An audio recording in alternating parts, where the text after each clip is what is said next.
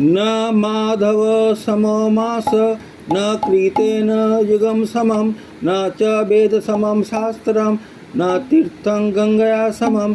स्कंद पुराण वैभव खंड के अनुसार वैशाख मास के समान कोई मास नहीं है, सतयुग के समान कोई युग नहीं है, वेदों के समान कोई शास्त्र नहीं है और गंगा के समान कोई तीर्थ नहीं है। ये वेदों की वाणी है, स्कंद पुराण की वाणी है। अपनी इसी विशिष्टता के कारण वैशाख मास को उत्तम मास, भगवान विष्णु के प्रिय मास, मधुदत्त का इसी माह में उन्होंने वध किया था, भगवान का नाम पड़ा मधुसूदन, और इसलिए इसे माधव मास भी कहते हैं। एक पौराणिक कथा के अनुसार देवर्षि नारद ने राजा अम्बरीश से कहा था कि स्वयं ब्रह्मा जी ने वैशाख मास को सबसे प्रिय मास कहा है, भगवान का प्रिय मास कहा है। ये ब्रह्मवाणी है। वैशाख मास में सभी तीर्थ, देवी देवता आदि जल में ही निवास करते हैं।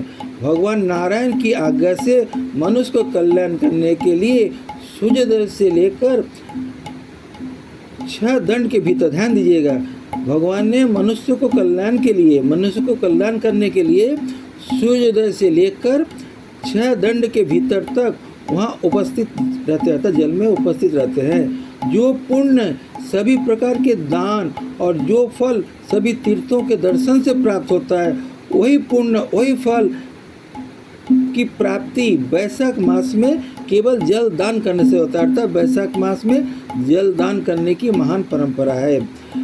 महिरथ नामक एक महाराज ने केवल वैशाख मास के स्नान से ही मोक्ष प्राप्त किया था। अर्थात वैशाख मास मतलब है कि वसंत काल की चरम स्थिति है। अब धीरे धीरे गर्मी की शुरुआत होगी, सूर्य की उष्मा बढ़ेगी। अतः जो व्यक्ति वैशाख मास में प्रतिदिन स्नान करता है, जैसे कि महाराज महिरथ ने किया था, उन्हें मोक्ष की प्राप्ति हुई थी। जलदान करने से भी पुण्य फल मिलेगा, अमोघ पुण्य फल मिलेगा। वैशाख मास में भगवान विष्णु ने माधव रूप में पूजा किए जाने की परंपरा है। तो भगवान विष्णु यहाँ पर माधव नाम से प्रचलित हैं, प्रसिद्ध हैं। उनकी आराधना करते समय ये प्रार्थना की जाती है कि मधुसूदन देवेश वैशाखे में शगे रवौ प्रातः स्नानम करिष्यामि निर्विघ्नं कुरु मे माधव। हे मधुसूदन, हे नारायण, हे माधव, मैं सूर्य के मेष राशि के स्थित होने पर वैशाख मास में प्रथम स्नान करूंगा और आप इसे निर्विघ्न संपूर्ण कीजिए। अर्थात मेष संक्रांति से ही ये वैशाख मासी जल स्नान का, जल पूजन का और माधव पूजन का एक परंपरा आरंभ हो जाती है। ऐसी मान्यता है कि वैशाख मास में सूर्योदय पूर्व से जो स्नान करता है उसे भगवान विष्णु की कृपा प्राप्ति होती है, उसके सभी पाप नष्ट होते हैं। हमारे जीवन में गंगा मैया का महान एक मतलब भूमिका महान, हम गंगा मैया बिना हम शून्य हैं। तो गंगा मैया के भी 7 धाराएं हैं। जाह्नवी अर्थात गंगा, वृद्ध गंगा अर्थात गोदावरी, कालिंदी अर्थात यमुना, सरस्वती, कावेरी, नर्मदा और वेणी। ये 7 वेणियाँ हैं। ये 7 गंगा मैया के ये 7 नाम रूप हैं।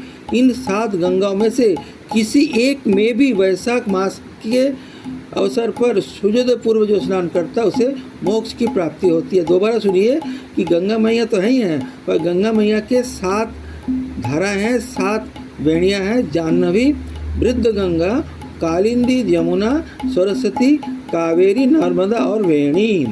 इसमें जो वैशाख मास में सूर्योदय ब्रह्म मुहूर्त में स्नान करता है, सूर्योदय से पूर्व या सूर्योदय के ठीक समय उसे मोक्ष की प्राप्ति होती है। पद्म पुराण के अनुसार वैशाख मास में प्रातः स्नान का अत्यंत महत्व है। अश्वमेध यज्ञ के बराबर उसे पुण्य की प्राप्ति होती है। वैशाख मास में सभी देवी देवताओं के द्वारा ये पूजनीय पर्व है। अर्थात देवी देवता तक भी नारायण की पूजा इसी मास में करते हैं और हमारे लिए भी देवी देवताओं के पूजन का भी ये महान मास है। ऐसी मान्यता है कि वैशाख शुक्ल पक्ष की एकादशी से वैशाख पूर्णिमा तक ये जो 5 दिनों में सूर्योदय पूर्व स्नान करने से न सिर्फ पूरे माह के स्नान का बल्कि पूरे वर्ष भर के पूजा का, पाठ का, दान का, स्नान का फल मिलता है। दोबारा सुनिए, वैशाख पूर्णिमा तक अर्थात वैशाख शुक्ल पक्ष से जो एकादशी आएगी उसमें वैशाख पूर्णिमा तक के 5 दिनों में अगर सूर्योदय स्नान किया जाए तो उसको महान स्नान दान का फल मिलता है। वैशाखी पूर्णिमा के दिन ब्रह्मा जी ने तिलों को उत्पन्न किया, जो तिल आज तक जिसकी महान भूमिका है। हर पूजा पाठ में तिल तर्पण, तिल अर्पण, तिल के बनाए भोजन, मिठाई, मेवे आदि बनाया जाता है। तिल का जो आरंभ हुआ था, सृष्टि हुई थी, वो इसी वैशाखी पूर्णिमा के दिन हुई थी। एक अन्य पौराणिक कथा के अनुसार भगवान नारायण के स्वेद अर्थात पसीने से सफ़ेद तथा काले तिल का जन्म हुआ।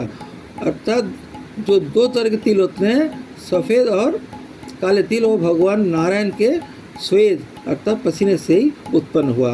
अतः इस मास में सभी प्रकार के धार्मिक अनुष्ठान में काले तिलों का प्रयोग किया जाता है, परंतु देवी लक्ष्मी की पूजा में सफ़ेद तिल का प्रयोग किया जाता है। ध्यान दीजिएगा, काले तिल जो है देवों की पूजा में प्रयोग होगा और माता लक्ष्मी, आदि लक्ष्मी, उनकी पूजा होगी सफ़ेद तिलों से। इसी प्रकार इस माह में तिल के दान और सेवन करने के साथ साथ जल दान, छाता दान, पंखा दान, चटाई दान, चरण पादुका दान करने का विशेष पुण्य फल होता है। अर्थात क्या का दान करेंगे? तिल का भी दान कर सकते हैं, तिल का सेवन कर सकते हैं, और जल, छाता, पंखा, चटाई, चरण पादुका आदि का दान करना अत्यंत पुण्यकारी क्रिया है। जिस प्रकार माघ मास में प्रयाग में कल्पवास करने को पुण्यदायी माना जाता है, महाकुंभ का अवसर माना जाता है, ऐसे ही वैशाख मास में उज्जैन में कल्पवास करने की परंपरा है। अत्यंत फलदायी, पुण्य फलदायी पर्व है उज्जैन में वैशाख मास में कल्पवास करना। ये भी एक कल्पवास का महान महीना है। चैत्र पूर्णिमा से वैशाख पूर्णिमा तक ये कल्पवास की अवधि होती है। प्रतिदिन क्षिप्रा नदी में स्नान का महत्व है। ऐसी मान्यता है कि जो व्यक्ति उज्जैन में वैशाख के महीने में कल्पवास करता है वो न केवल शिव की कृपा प्राप्त करता है, शिव स्वरूप हो जाता है, साक्षात शिव की तरह हो जाता है, उसे इतना पुण्य मिलता है। हर हर महादेव।